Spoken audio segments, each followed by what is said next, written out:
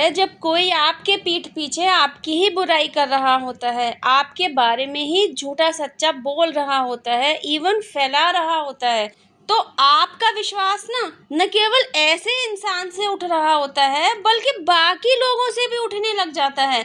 आप धीरे धीरे इस इल्यूजन में आ जाते हैं कि सभी लोग उस इंसान की तरह ही हैं जो झूठा नकाब पहने हुए हैं। कई बार आप अपने आप को ऐसी सिचुएशंस में घिरा हुआ पाते हैं जहां आपके अपनों ने ही आपका दिल तोड़ा होता है। दिल टूटने की वजह भी बहुत सारी हो सकती हैं और दिल तोड़ने वाले लोगों का क्राइटेरिया भी अलग अलग हो सकता है। जैसे कि किसी ने रिश्तेदारी में धोखा खाया हो सकता है, तो किसी ने प्यार में धोखा खाया हो सकता है, किसी ने ऑफिशियल लेवल पर धोखा खाया हो सकता है, तो किसी ने दोस्ती में धोखा खाया हो सकता है। मतलब एनी काइंड ऑफ रिलेशनशिप, ऐसे लोग जिन्होंने धोखा खाया है, जिनका दिल टूटा है, जो अब चाह कर भी किसी पर विश्वास करने में डरने लगे हैं, वे अपनी बातें चाहकर भी किसी के साथ शेयर नहीं कर पा रहे होते हैं, तो अंदर ही अंदर इतनी घुटन बस गई होती है कि वे डिप्रेशन का शिकार होने लगते हैं।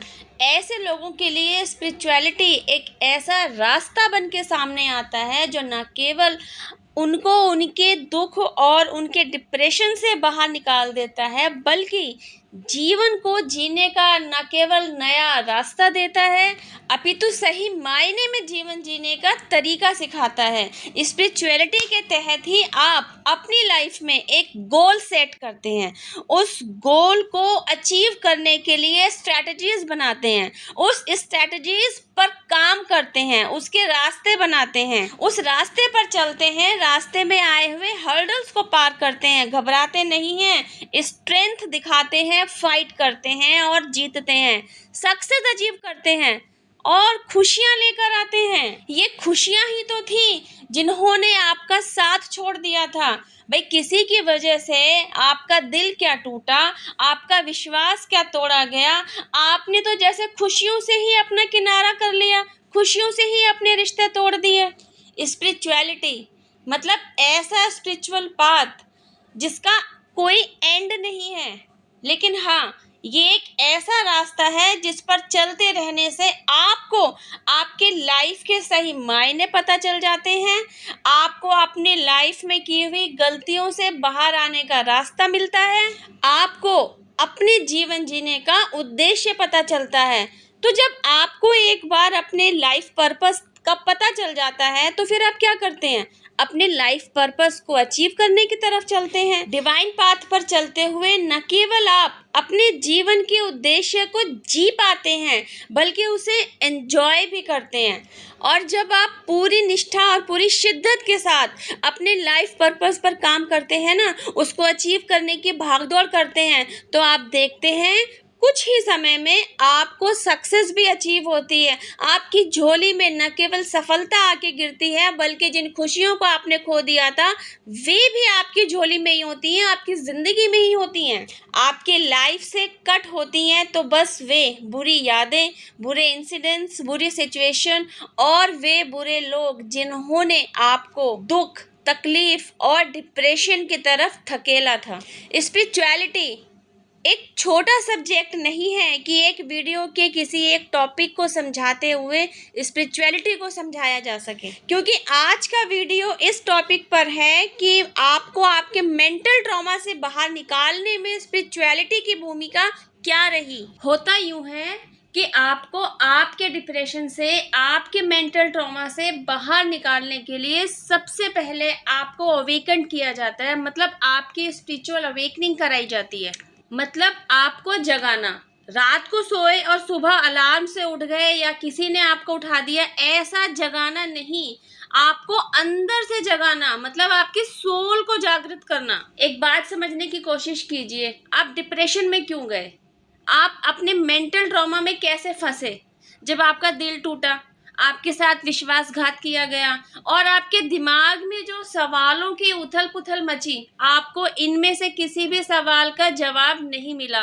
तो जब आप इन सवालों के घेरों में घिरते चले गए ना, तब आप डिप्रेशन का शिकार हुए। डिप्रेशन का शिकार या मेंटल ट्रॉमा के जाल में आप तभी फंसते हैं जब आपके पास आपके सवालों के जवाब नहीं हैं, और आपके सवालों के जवाब आपके पास इसलिए नहीं है क्योंकि आप अंदर से सो रखे हैं। तो जब आपको अंदर से जगा दिया जाता है ना, तो आपके पास आपके हर एक सवाल का जवाब खुद ब खुद आने लग जाता है। शायद आप नहीं जानते, ये जो आपका दुख और आपकी तकलीफ होती है ना, ये जो आपका मेंटल स्ट्रेस होता है ना, यही वो कारण होते हैं जिनकी वजह से आप धीरे धीरे फिजिकल स्ट्रेस के शिकार बनते हैं। आपको कोई ना कोई बीमारी पकड़ लेती है। तो ड्यूरिंग स्पिरिचुअल अवेकनिंग सबसे पहले आपके अंदर जो ब्लॉकेजेस हो रखी होती है ना, मतलब आपके इंटरनल लेवल पर जो ब्लॉकेज इकट्ठी हो रखी है, उसकी सफाई की जाती है। आपको पूरी तरह से खाली किया जाता है। इंटरनल लेवल पर जहां आपके दुख और दर्द की सफाई की जा रही होती है, वही एक्सटर्नल लेवल पर आपको उन लोगों के असली चेहरे दिखाए जा रहे होते हैं जिनकी वजह से आप डिप्रेशन का शिकार हुए थे, आपने मेंटल ट्रॉमा फेस किया था। धीरे धीरे आपको एहसास होता है कि आप नॉन डिजर्विंग लोगों के लिए अपने बेशकीमती मनुष्य जीवन को, मतलब ऐसा मनुष्य जीवन जो आपको खुद न जाने कितनी दुर्लभताओं को फेस करने के बाद अपनी सोल ग्रोथ के लिए मिला होता है, ऐसे कीमती जीवन को बर्बाद कर रहे थे। गाइस, नॉन डिजर्विंग लोग वे होते हैं जो अपने होते हुए भी अपने नहीं होते, अपनेपन का दिखावा कर रहे होते हैं। क्योंकि आप सही होते हैं, आप उनके साथ ऑनेस्टी से रिश्ता निभा रहे होते हैं, अपनेपन के चक्कर में आप सामने वाले की डिसऑनेस्टी को देख ही नहीं पा रहे होते हैं। तभी ना मेंटल स्ट्रेस के घेरे में घिर जाते हैं और न जाने कितनी बीमारियां लगा लेते हैं। तो एक बार जब यूनिवर्स द्वारा, एंजल्स द्वारा, डिवाइन द्वारा आपको अवेकन करा दिया जाता है ना, तो फिर आपके लिए उन लोगों को न केवल भूलना आसान हो जाता है, बल्कि दुख तकलीफ देने वाली सिचुएशंस को फेस करना भी आपको आ जाता है। फ्यूचर में जब कभी आपका इन्हीं लोगों से आमना सामना होता है ना, तब आप वे शख्स बन चुके होते हैं जो कन्नी काट कर निकलना नहीं चाहते, बल्कि सामने खड़े रहकर डटकर सामना करने वाले बनते हैं। और एक ज़रूरी बात जो डिवाइन द्वारा आपको समझा दी जाती है कि आपने इन लोगों के बारे में ना तो बुरा सोचना है और ना ही बुरा बोलना है, क्योंकि इन्हीं लोगों के विश्वासघात की वजह से, इन्हीं लोगों के दिल तोड़ने वाली हरकत की वजह से आप डिवाइन के और करीब आए, आपका यूनिवर्स के साथ रिश्ता और मजबूत हुआ। अगर ये लोग आपका दिल ना दुखाते तो आप भी यूनिवर्स की पावर को नहीं समझ पाते, आप ये ना समझ पाते कि आपके साथ एक ईश्वरीय शक्ति चलती रही है जिसने आपको हमेशा से संभाला हुआ था। तभी ना आपको अवेकन करा के आपकी लाइफ में खुशियां भर दी, आपकी लाइफ के जीने का पर्पस सोल्व कर दिया, आपको आपकी मंजिल तक पहुंचा दिया, सक्सेस और हैप्पीनेस तक आपकी झोली में लाकर डाल दी। नहीं तो आपको ये सब कुछ कहाँ पता था, आप तो रोने धोने का शिकार बने हुए थे। आप समझ चुके होते हैं कि आपको अपने आज में जीना है, इसलिए आप अपने पास्ट को फॉरगेट और फॉरगिव कर चुके होते हैं और अपने बेहतरीन आज के लिए आप ही वे शख्स होते हैं जो ईश्वर को धन्यवाद दे रहे होते हैं कि उन्होंने आपको संभाला भी और आपको डिप्रेशन और मेंटल ट्रॉमा से बाहर भी निकाल दिया।